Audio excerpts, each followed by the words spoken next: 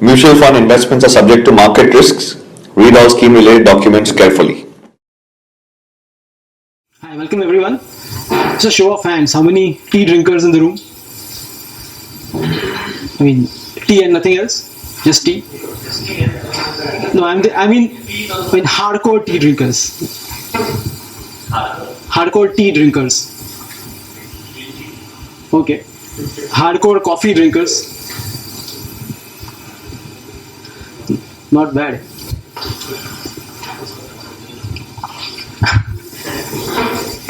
I just want you guys to, for the tea drinkers to imagine and the coffee drinkers to savor the previous memories that you had. Look at this nice cup and try to imagine the aroma. See how the flavor feels in your mouth. See how the warm liquid passes on your throat when you drink it and you sip it slowly. A few years ago, probably I wouldn't even have thought of saying something like this about just a simple cup of coffee. But now it doesn't seem so odd. It seems very natural that something so creative, that leaf on the latte and all those things seem very natural to us. So let's just, pay homage to the Italians, just thank them. So we thought that the Italian Renaissance was enough of a contribution to the world. It was too much of a contribution to the world in terms of arts and whatever we got. But something that they invented, the humble espresso machine and the barista who operates it, and it just pollinated the idea of having these espresso cafes across the world. Never in my lifetime would I have thought that coffee would be so romanticized by so many people in the world. And such kind of romance was only reserved for, say, a wine or a very special kind of a whiskey or specialty cuisine. So if you haven't seen these documentaries, I would urge you to see. So this one is called SOM. So SOM it's a short for sommelier, a kind of a specialist in wines. And the documentary charts the fate of 5 to 6 individuals who are trying to give this master sommelier exam to get the highest honor of becoming a wine expert. Again, it shows the romantic nature of how people are deep diving into just one category of drink, that is wine. Again, here in Burgundy is a nice documentary talking about a few families from the Burgundy region in France, and they have been farming wines there for generations. And the documentary goes to show how much love they put in creating those wines. It just grows once in the year for 3-4 months, and the whole supply chain of how they create it, how they craft it, how they brand it. And by the way, Burgundy is a region where some of the most expensive wines come from. And the last one of my favorite documentaries called Jiro Dreams of Sushi. An 87-year-old sushi chef may not be a kind of guy who we would like to look up to. But if somebody has spent 70 years of his life perfecting the art of delivering a simple or probably seemingly innocent mix of ingredients in front of you and is a Michelin star chef, I think it goes to show that the kind of effort people put in just to create these kind of experiences. And fast forward to today, this is a recent documentary called Barista, which came out a few days back. I haven't seen it yet. It's about a few candidates who are participating in the National Barista Championship. I mean, if you look at the documentary in the trailer, if you realize that it's no less than competing for the sommelier contest.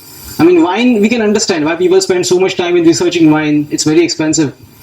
But the barista, I mean, these people have poured their hearts in creating that exotic experience for every one of us to enjoy. I mean, how many years back did we really think that we would talk about coffee in this way and see people fight and compete and present their coffee making skills to the world? All this while, for Indians out here, this has been the most rewarding coffee experience. A small cup of filter coffee, probably in a stainless steel cup, which is very sticky because the coffee has spilled over it. But we have grown up on this experience of having a filter coffee across our age. And I have very fond memories of my friends over filter coffee and having South Indian food. But I don't have so many fond memories because probably it's a new experience for all of us. But filter coffee is something we have raised on. Again, a very common sight if you order a filter coffee is the waiter comes with these 2 cups and tries to pour it with perfect unison into those 2 cups without spilling a single drop anywhere. And after having all these familiar experiences, we have one more rock solid experience, which again we have grown on. This is something that has been etched in our minds forever. So whenever we crave for a simple cup of coffee, we don't go to the filter coffee store or we don't go to a coffee shop. We just go to our kitchen, open this, and make an instant cup of coffee. So beyond this, the instant coffee or the filter coffee that we have had, I never realized that we had any other coffee needs left. But recently I got something like this. This is the loyalty card from one of the coffee chains. And I don't believe it that I am the person who is participating in this kind of a loyalty program. My friends call it a sham, but anyway, it's fun. So when was this time in our history that the words like cappuccino, lattes, frappes and mochas were introduced in the Indian vocabulary? Well, in my memory, this was one of the most iconic brands which introduced me to the world of a cappuccino. And I had never heard of a cappuccino before I stepped into a CCD. So now that we have gone through some of the types of coffees, let's look at our imagination of what a coffee shop should be like. So should it be like a very clean countertop with some eclectic furniture thrown around, or a stainless steel espresso steaming in one corner, or a cute barista pouring you a cup of nice hot coffee? Or should it be our homegrown, familiar Cafe Madras style restaurant and the Udupi boys serving us and a sticky cup of filter coffee? Let this moment sink in us and let's figure out that what it really takes to start a coffee shop in our country, or in any place for that matter. First of all, it's obviously the location, where you want to find a location where people will want to visit the shop more often. You need to have the requisite store permissions to set up a restaurant over there. You need lots of people. You need people in the kitchen, you need people in the waiting room, for the waiting crew, you need people from the cleaning crew, you need people in the management to run the restaurants in different shifts. And if you are delivering, you need delivery boys. Sorry.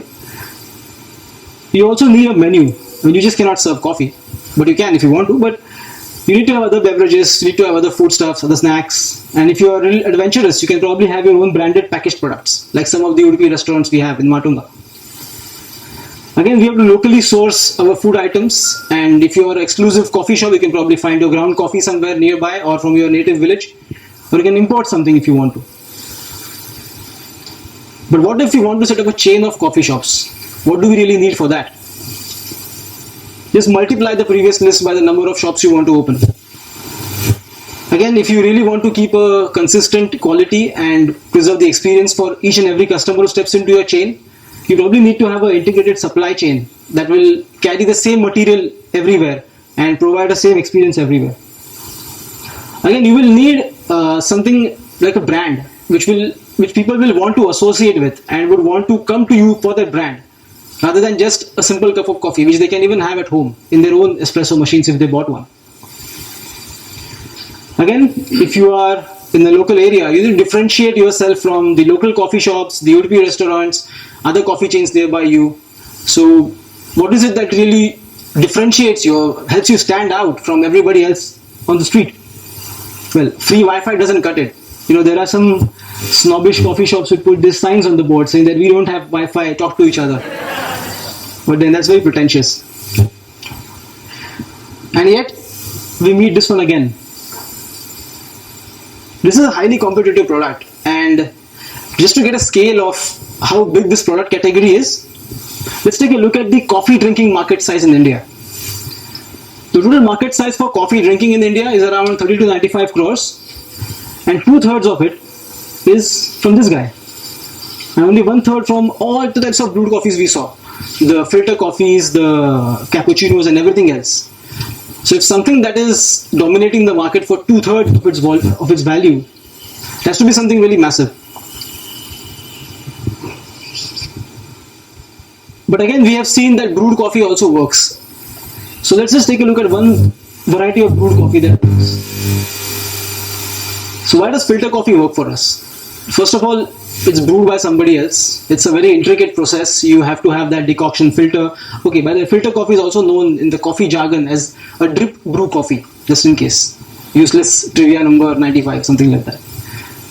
So it's brewed by someone else. So you don't have to clean the filters. You don't have to make the effort of waiting for 15-20 minutes just for the drip to brew for you. Again, people perceive it that the flavor of a filter coffee is very strong. So there is no technical measure for strong, but people like the strong or the punch that they get by having a filter coffee if it's perfectly brewed. Again, the price point is probably less than half of that an espresso that you will get at any coffee chain. Anywhere where you find South Indian people living, their communities will have one of these chains of coffee shops which will serve their local ground coffee from their native village. And again, we obviously go for the awesome South Indian food. I mean, we cannot just pretend to go for the coffee. So why does instant coffee work? By the way, I just changed the logo so you won't think I'm biased toward Nestle. So again, instant coffee can be made at home, can be made in the office. All you have to do is just take a mug, a spoon, add water, stir, add milk, sugar for taste if you want it. It's a product meant for purely instant gratification and nothing else. You just get the coffee, probably a comparable flavor, aroma, and you get to be called a Philistine by everybody else in the world who appreciates brewed coffee. But it doesn't really matter to people because 2/3 of the market anyway is drinking this. But why do cafes work? When you have these two strongest contenders, the filter coffees and the instant coffees, then why do these type of cafes work? So the most important thing that people do in places like these, of course, before drinking coffee is they come to meet there. It's a nice place to meet. It provides the right kind of ambience for a social setting and not too crammed like a small Udupi restaurant or a coffee shop. Again, if the company has got the brand positioning right, you will find a similar kind of audience stepping into the coffee shop, the cafe. So it breeds a sense of familiarity with the brand and the location that you're going into. Again, I don't know about you guys, but I still cannot pronounce half of the Italian coffee names that they are in the menu. And I may have been adventurous in the past to order some, but obviously they would have laughed behind my back later on. So well, you get Italian coffee or Italian sounding coffee. And most of the cafes have a decent food menu. So if you get bored with the coffee and conversation, you can just chow onto something else. So Mr. K. Ramakrishnan is the president of marketing for CCD, and he says that fundamentally our belief is that there is a need for a hangout at arm's reach. Our expansion simply follows this belief, and we have been relentless in expansion irrespective of market conditions. So next time you want to hang out with somebody and want to impress them by your useless trivia of coffee names, you can probably go through this chart quickly and figure out what you want to order. And most importantly, they also teach you how to pronounce it. So I'll email it to you in case you're interested. My favorite one is a flat white. It does not have any Italian sounding names. You just say flat white, they give you flat white. They don't giggle behind your back saying that, oh, he said macchiato.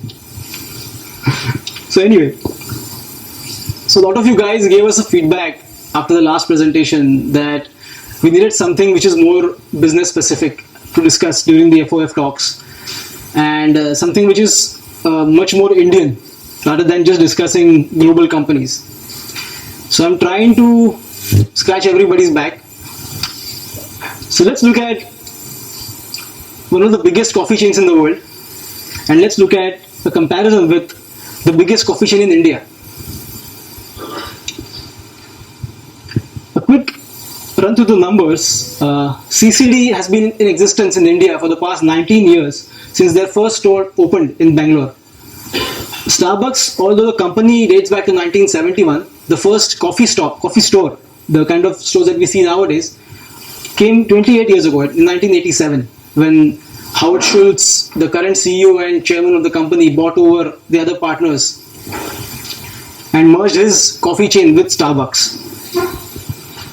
CCD currently serves in 6 countries, but predominantly it's in India, and some other countries they just have a franchise unit set up. Starbucks serves in 66 countries, which is around 200 plus cities across the world. As you can see, there is no comparison as to the number of stores, but still, globally, Starbucks has 23k stores, whereas CCD only has 1556 stores globally, including the ones franchised outside. This is an interesting metric. So Starbucks owns 50% of its stores, whereas CCD owns almost all of their stores, except for the ones which are outside, and some franchises in India. I've taken the liberty to convert CCD's numbers to millions of dollars so that we can compare with Starbucks very well. Because if you convert Starbucks numbers to crores, it won't fit. They own the stores themselves. The real estate can be leased, but it's their own store. They manage it themselves. It's not the franchisee.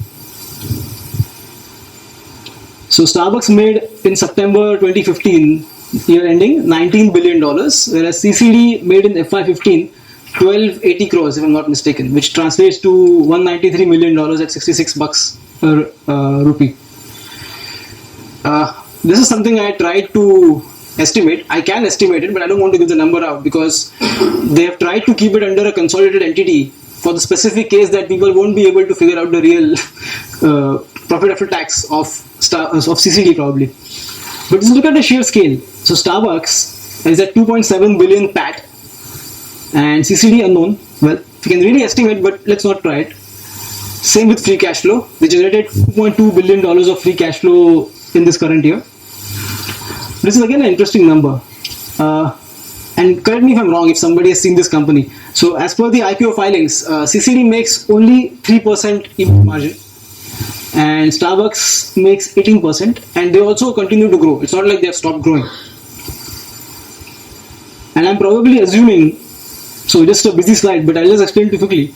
Number of cafe outlets closed by CCD in FY15 before the IPO, and number of kiosks that they run, the smaller CCD units that they run, which have been closed before the IPO. So 400 and 176 versus much smaller numbers in the previous years. And they admitted in their DRHP filing that they had done a one-time cleaning before the IPO so that the numbers look good, and which they do. So this might be an inflated number of earnings before interest and taxes for this particular year. But let's assume that number is correct for our calculation or whatever, our estimates. Now, this is the industry jargon, SSSG is same store sales growth.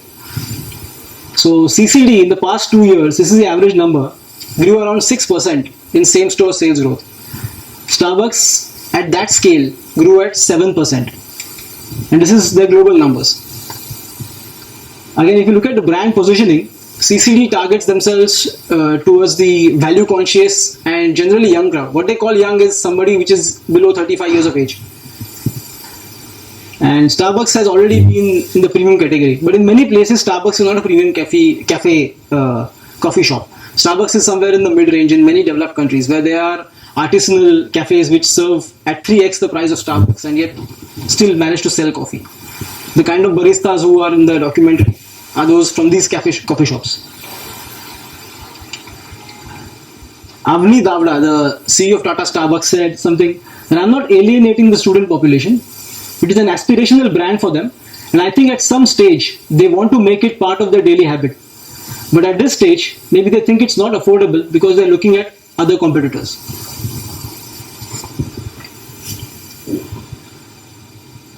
So if you look at, now let's get back to the India side of Starbucks and CCD. If you look at the Indian Starbucks, beverages comprise of just 53% of their overall sales from their stores across India, and 47 is from the food items that they sell. 60-40 for CCD, beverage to food ratio. But this is something I find much more interesting. ASPD stands for average sales per day per cafe. So in a day, CCD earns in revenue 15 to 20k from each store on an average. But Starbucks earns something at least 2x or 3x, 4x or 3x of what CCD can earn. And because we know the reason, they have priced themselves at a premium and the brand has immense pull power because it's a new brand in India and people are visiting it more often now. And plus Starbucks is concentrated only in metro cities. Yes. Yes, agreed. Do you know what's square foot? Yeah, I'll come to that.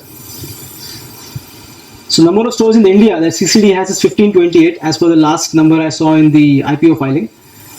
And Starbucks has only 76 as of October. This is some web resource, I don't know if it's accurate, but last year it was 60, so probably the additions make sense. So if you look at the cost of setting up a store for CCD, as per some comment that the management gave in one of the interviews, it is around 50 to 60 lakhs. Whereas Starbucks spends a whopping 1.2 to 1.4 crores, almost twice of that. And the break-even period each of them expect is somewhere 2 to 3 years and 3 to 4 years respectively. Which is not too bad considering if you are setting up a new chain. This is your chart. It's a little busy slide, but it gives a comparison across the major coffee chains in India. Don't squint, I'll just read it to you. So Starbucks, like we know, food sales contribute 47, beverage 53, ASPD, that is average sales per day per cafe, is 60 to 65,000. Square feet, average size is 1700 to 2000 square feet. And this column is very interesting, just the numbers are similar, so I won't repeat them. Again, Dunkin', more food, less coffee or less beverages, slightly below the average sales point of Starbucks, similar size stores, probably a little less. CCD, less food, more beverage, low price point, small stores. Barista, similar, low price point, small stores. Costa, the British brand, 35 food, 65 coffee or whatever beverages they sell. Again, somewhere in the mid-range of 21-25,000 rupees average sales per day. Stores big enough. And again, the premium Californian brand, 33 from food, 67 from beverage sales. Again, somewhere in the mid category, competing with Dunkin'. Size comparable to a Starbucks. What's interesting about this is the average cost per person is more or less similar across brands.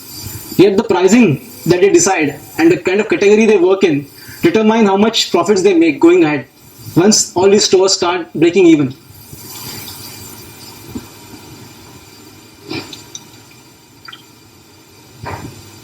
This is another interesting price chart, again from December 2014. Numbers might have changed and this might be a regional survey that Technopack has conducted. This is the average price of several categories of goods that they sell. So cappuccino in Starbucks costs 120 bucks before taxes. CCD is just 79 rupees. Barista is somewhere after CCD 90 bucks. Costa trying to compete very hard with Starbucks. Coffee Bean out there with Starbucks. Dunkin' again 90. Which makes sense. Coffee is not their primary beverage of sale. But still they sell across the world. Espresso, again, the most expensive is Starbucks and CBTL. We have hot chocolate, again, in the expensive category. We know this. This is the premium brand showing itself through various product categories that they are selling. But you can see CCD catering to the value and young population who wants to eat something at a cheaper price and have a good place to hang out at.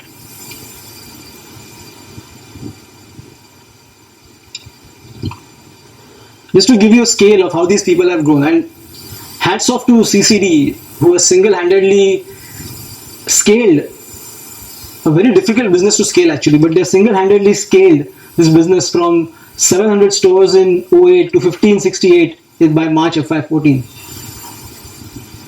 And everybody else is just catching up. And Barista, which started I think 15 years back, probably closer to CCD, has changed a couple of strategies midway, and from the premium they came back to mid, came to low, again came to mid. We don't know what's happening. They want to savor the Lavazza spirit, as they call it.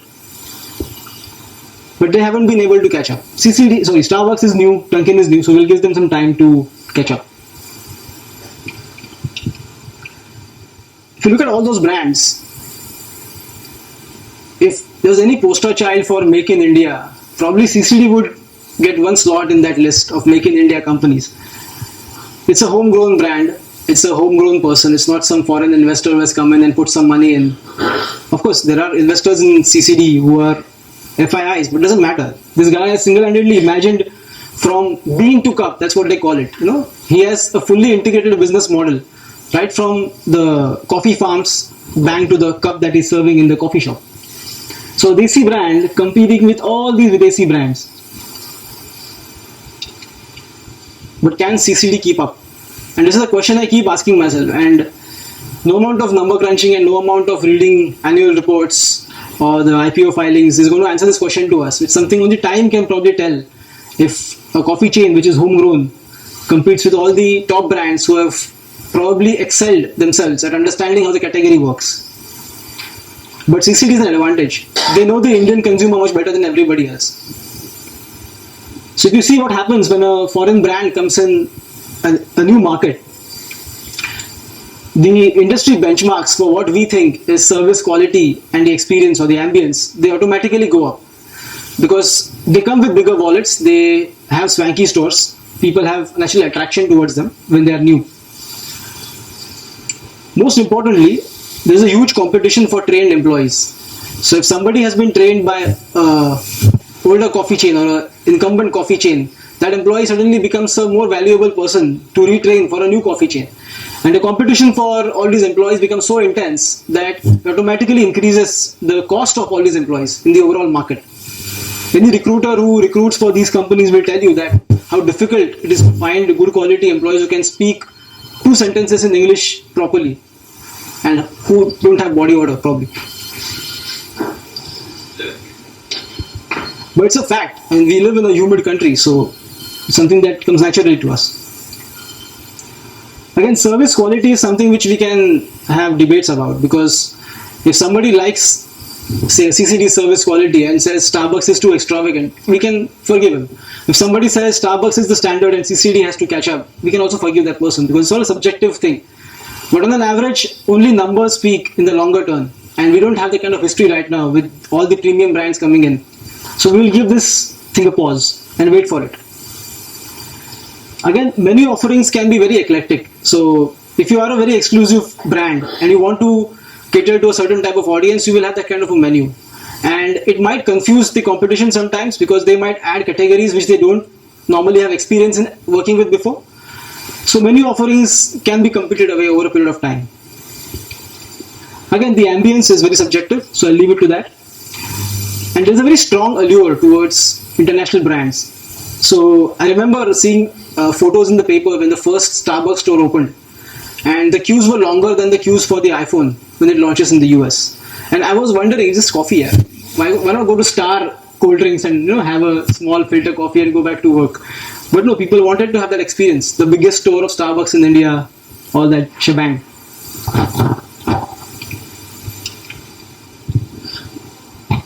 But this business is freakishly difficult to scale, like I said before. And to have one brand who has gone from one store in 1996 to 1500 stores in 2015 is not a small thing, even if a store is as small as 200 square feet. It is so difficult that even Howard Schultz, the CEO of Starbucks, said in one interview openly that at one point we thought we could come here, that is to India, alone, and we overestimated the complexity. What Tata brings is a unique perspective in terms of real estate acquisition capabilities, the opportunity to integrate Starbucks into Taj hotels, and the ability to bring food from Taj into Starbucks stores. And having a partner is not new for companies like Starbucks.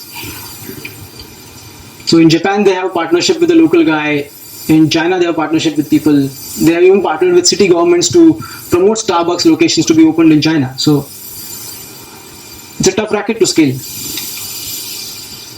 And then, like I said, the biggest challenges for any of these food and beverage and coffee outlets is the ever escalating cost of employees.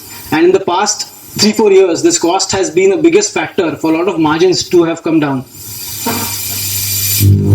And I don't know if you noticed it, but a lot of very basic, like pan pizza or something, have started to cost something 30-40% more than what they used to cost 3 to 4 years ago. Plus, rental expenses have their built-in escalations, like 3 to 5% every 3 years or 5 years, depending on the contracts. Because we saw that the average cost per employee for all these companies was so small in the overall chain of things, that means that the salary that these employees get who work in the stores is very less. It's very competitive, and because of that you have very high attrition rates. You find it very difficult to hold on to talented people who for a few thousand rupees more can jump to some other job, not necessarily in the same field, and all the training that they have put behind this particular guy is wasted. But which is the trend in our industry and probably across the world in many places. So when new entrants and new formats are opened, so one company which was not in that list is McDonald's. And when McDonald's decided to go into coffee, it was not something that shareholders took very lightly, because already McDonald's was complicating its menu or the display that you see when you enter a McDonald's store. Previously, you used to have just 3 to 4 things, very basic, in different sizes and different combos. But now when you go, you have burgers, not just burgers, but you have wraps, you have some pizza, you have something else, something that, depending on the local taste, you have kati wraps and all those things.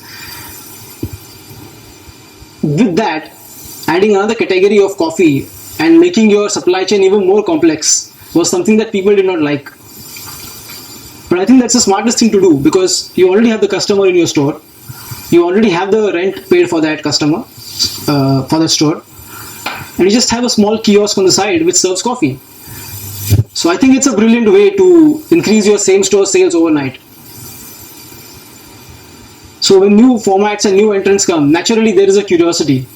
So I'm sure the McDonald's near the new Burger King store would have faced some lesser footfalls when the new Burger King store must have opened. But of course, you have the dedicated crowd who will swear by the brand, and you have these new people who don't have a developed taste yet.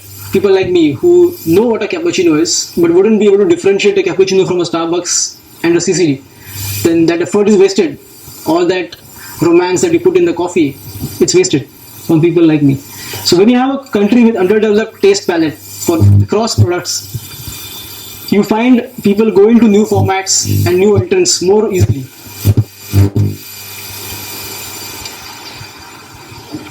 So this one book which I was telling you guys about, how many of you have seen the film called Being John Malkovich? It's a very weird film. Okay, 1, 2, cool.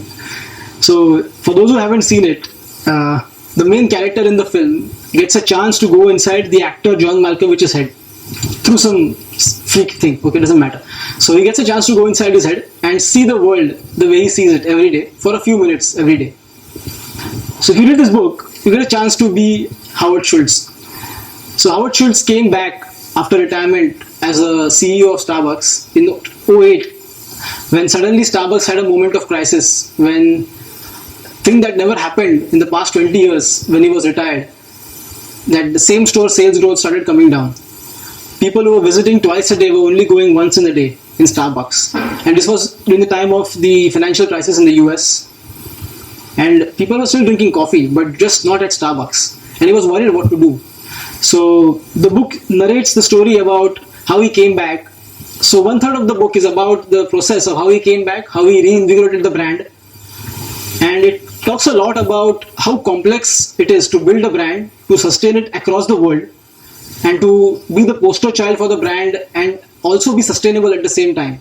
So a lot of the coffee procured by Starbucks is probably procured at a little expensive cost as compared to the partners, because they follow this sustainable farming practices only. So all those things, maintaining a marketing persona, maintaining the image of Starbucks, and running the company and growing it. And just for the record, from 2008, Starbucks has never had a down same-store sales year, same-store sales growth year.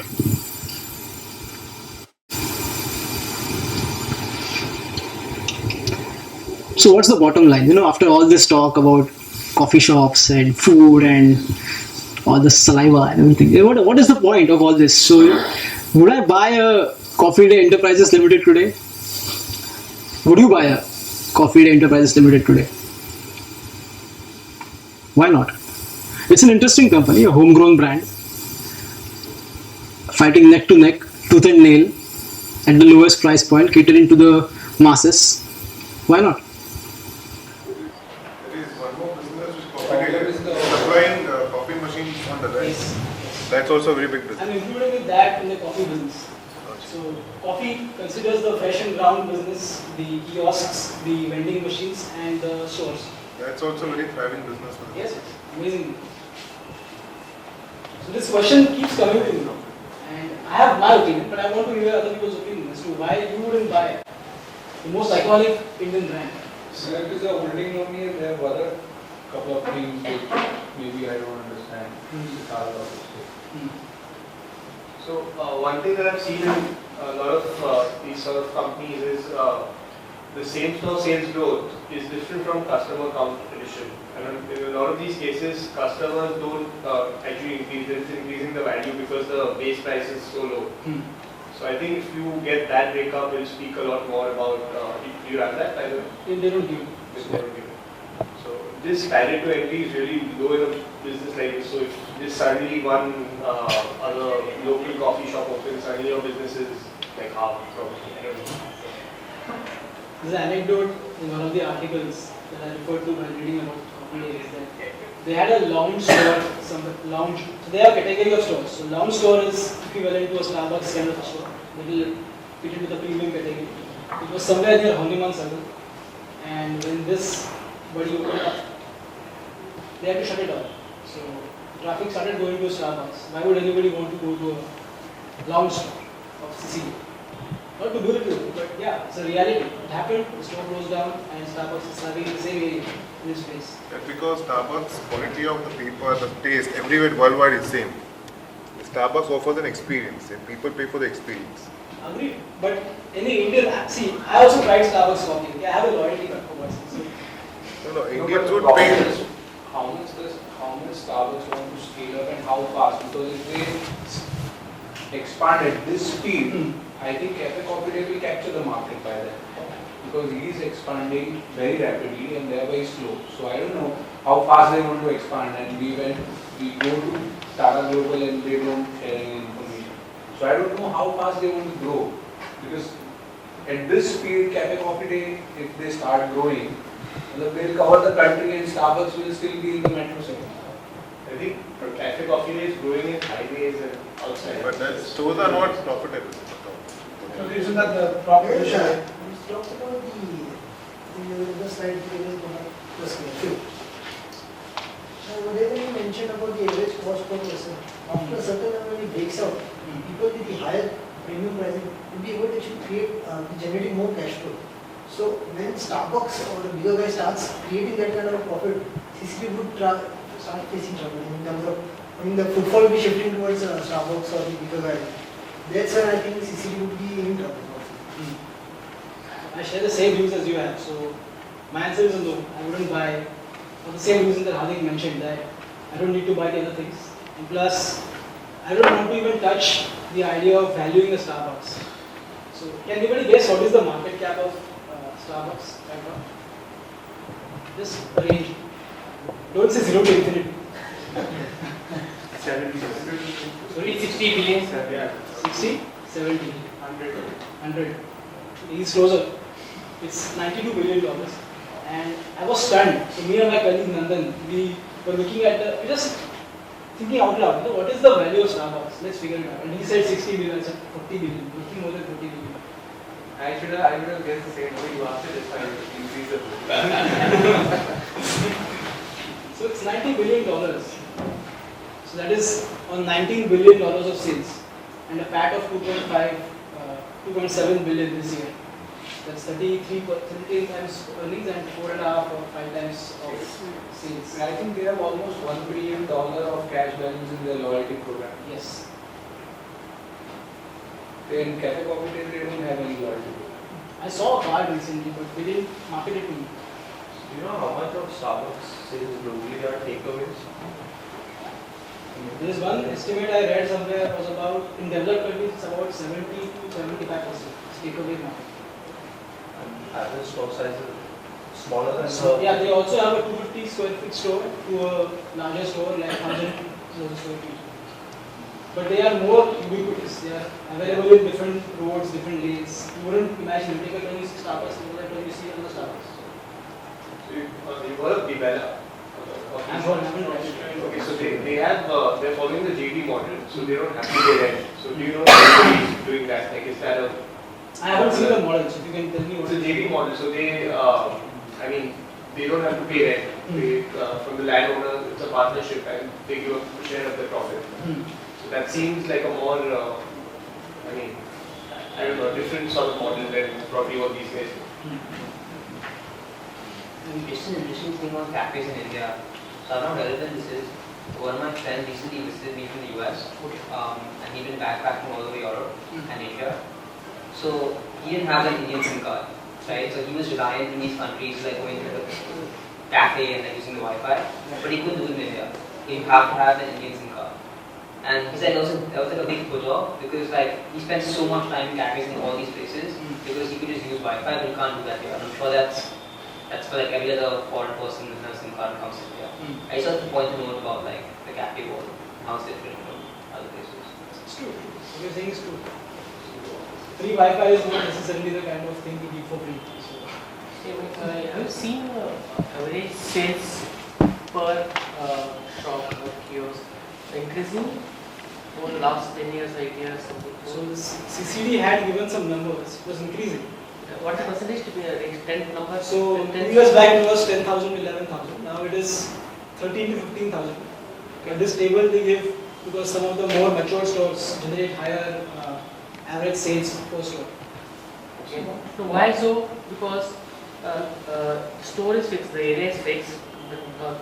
The customer, I am customer, I am going with someone. I might spend half an hour, maybe 1 hour.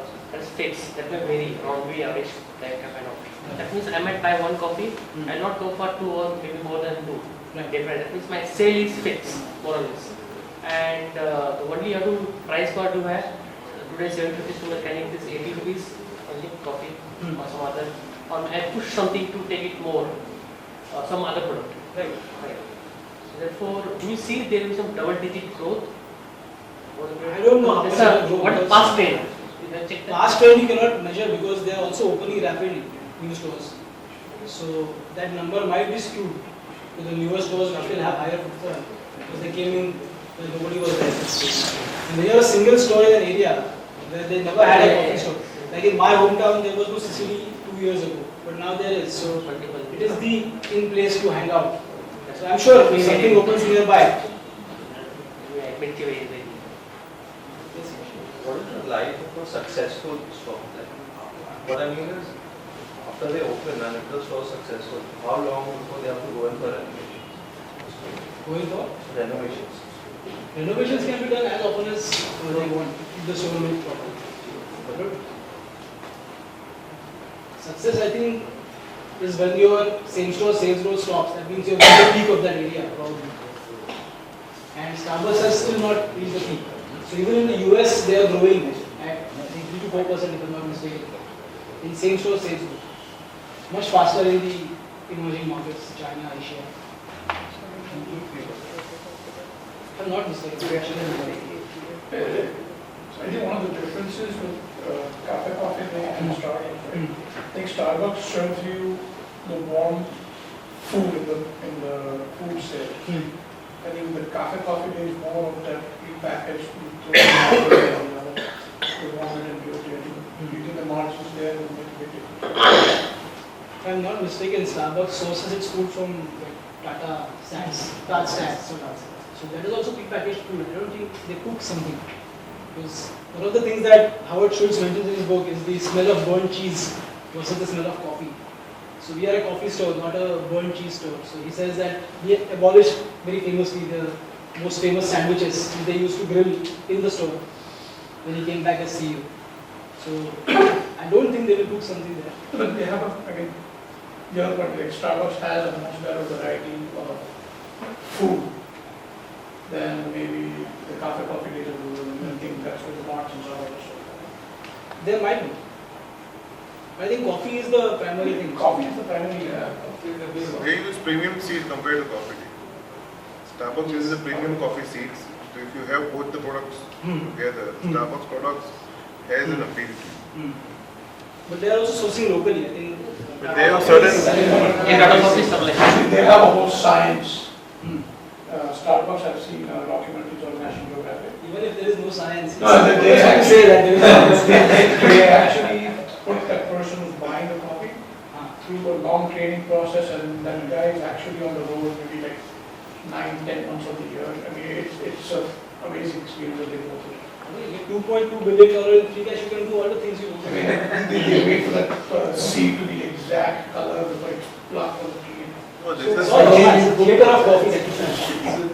Sounds to me that it's not like a realistic cafe coffee day because like he's discussing for Starbucks, there's 70% of people are coming and picking up coffee. Like, but here it's just like you provided the convenience of hanging out or having a meeting. And I think even coffee day gets a lot more revenue from advertising and like promotions. I don't know if that's part of the same store sales book. It must be. It must be. But do they book it to this store or anyways? But basically, just to me, it feels like the real estate and what you kind of advertising trademarks. So Very possible. I'm not sure. I've how seen it the will apply hoardings, that. and I've seen hoardings which are big enough to block the store ambience. Right, exactly. So like then it's not really a brand, right? Like, I mean, or it's not. But it is a brand, and people know CCD. People know that if you have to meet somebody, meet at the coffee shop. So if Starbucks is not there, CCD is available, why not meet them? Yes, sir. It has plantation, right? Yes. You know approximately how many acres? I read the number in the file, I don't remember. It's quite a big number for one single company. It's not a part of this. It's owned by the plantation foundation. company, and then the promoter of this, Siddharth, the promoter of CCD, he was actually into plantation, his forefathers, and then he branded this. I just thought it was the same entity. So it's part of the What would be the average break-even profit per square foot in like US dollars? So if you take the EBIT number that they had in 550, it's 40 crores on the top line of 1280 crores. So probably have to divide it by 1500 and see what the profit is per store. But that won't be testified because that kiosk is there, plus the kiosks are there, which might take some capital. And that number we will remember is after they have closed down the non-performing stores, which is quite common in some of these businesses because if you don't cut your stores which are loss-making sooner, then they probably just languish and people, and the experience keep getting bad. So people then go there and don't invest in the store. It's much better to just close it down than to have it lying around. Will the turnover of a cafe coffee day be faster than a Starbucks because there are more beverages? It should be. But again, 15 to 20K per day. what's the to market manage cap? your operating expenses. And also they are manned by 4 people. So Starbucks is a much bigger store. Not just the ornament, forget the ornaments and everything, but the average Starbucks, which is 1,500 square feet kind of a store, has at least 15 people, not more than that. But Starbucks, sorry, CCD will have like 3 to 4 people max. So again, that will probably play on the attrition game because not every person will want to do all the things.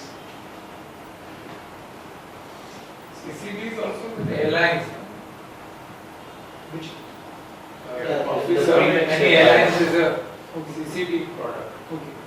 And plus, is there any study where, because India is predominantly a tea region, and how this trend has been, how it is shifting towards coffee? Because that is also a main point because Starbucks international exposure is it is in those countries where predominantly those countries are coffee drinking nation and that's why the numbers are so good.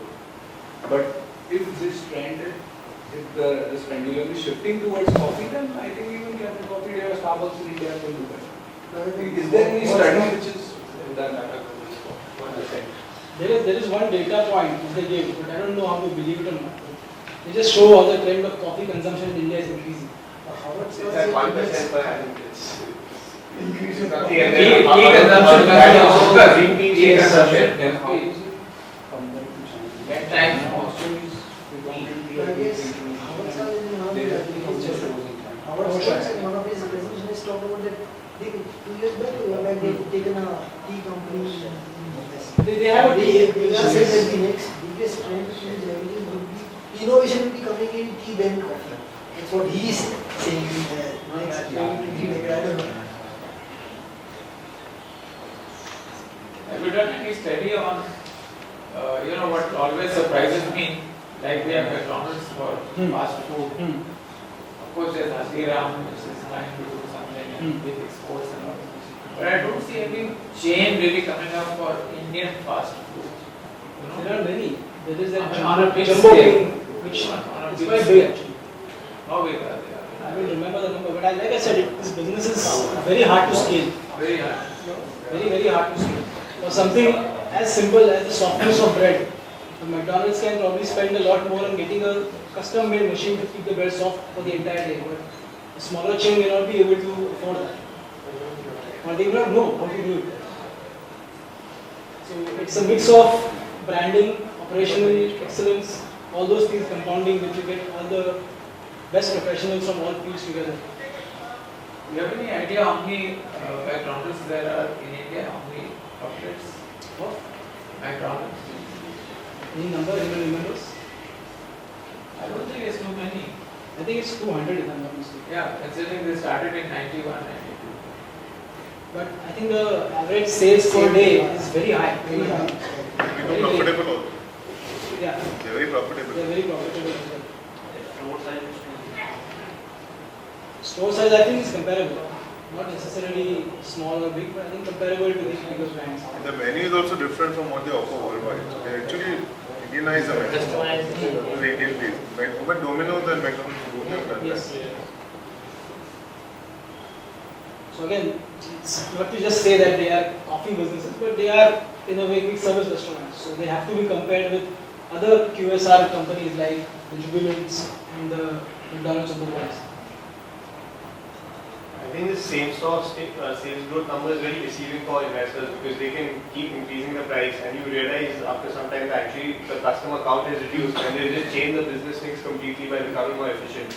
And after a period of time you can't keep doing that. So then suddenly the business plateaus. That's a possibility, but to counter that, Starbucks annual report provides traffic growth versus value growth. And this is the combined number that we see. You have to track both if you really want a granular view. Starbucks is really good, right? So you would expect customer growth right now. But they don't show the Indian numbers. They don't show. How are they doing? If you have studied the annual report, how are they doing in China? Starbucks? They're doing very well. So I just saw it, September 15 year ending, they grew by sales by around 145% in China and Asia Pac. So they are growing. Then the buying power is more also. Average Chinese earns 3 times more than average. Don't forget the buying power. The pull of the brand is so strong. Buying power also. The number of Jaguars which are sold in For last year's sales in China and Asia Pac. Yeah, more than twice. This is year-on-year growth change. It's a huge thing. Of course, and it's all profit. Some of it's profitable also. So you see the bottom line, the positive number. A lot of things you can do with lots of free cash. Of course, they choose to give it back to shareholders. They gave almost all of the free cash back to shareholders in dividends and buybacks. And still keep investing in their growth. It's fascinating business model. So again, my answer is, I wouldn't buy this. Any comments on Tata Global and Starbucks? It's a tough company. I don't know. I don't want to go on record saying about this, but I don't know. I don't understand it very well. I've seen it in the past and it seems the same every time. Probably I will have to change my mind. Probably have to use my loyalty card more often to figure it out. For Starbucks to impact Tata Global numbers, they have to grow really fast. It is 50% and there are 60 stores and it's a huge company. I don't know how. They have touched 100 now. They are always 100. 100. Still doesn't matter. It's too small. 100 is nothing. So there are some interesting references. So in the course of my reading about this presentation, I found some fascinating references. So there's a conference probably in Delhi very recently called Franchise India 2015, and they have been very generous to put up all of their videos on their YouTube channel. And all sorts of venture capital investors, private equity investors, promoters and entrepreneurs of various food franchises and other franchises in retail business have come to this event and had panel discussions, given talks. So if anybody is interested in really understanding the entire sector in say 2-3 hours of watching videos, probably this is the place to go. Again, there were some very fascinating articles and I was surprised by the level of detail some of these journalists have gotten about these businesses. So Forbes India, Outlook Business, again the Coffee Day IPO filing was very useful. And Starbucks annual reports and conference calls give you a complete overview of how this business is shaping up in different geographies which matter to them. Again, that's all I had today. If If you have any more questions, we can probably discuss over drinks and dinner. Thanks.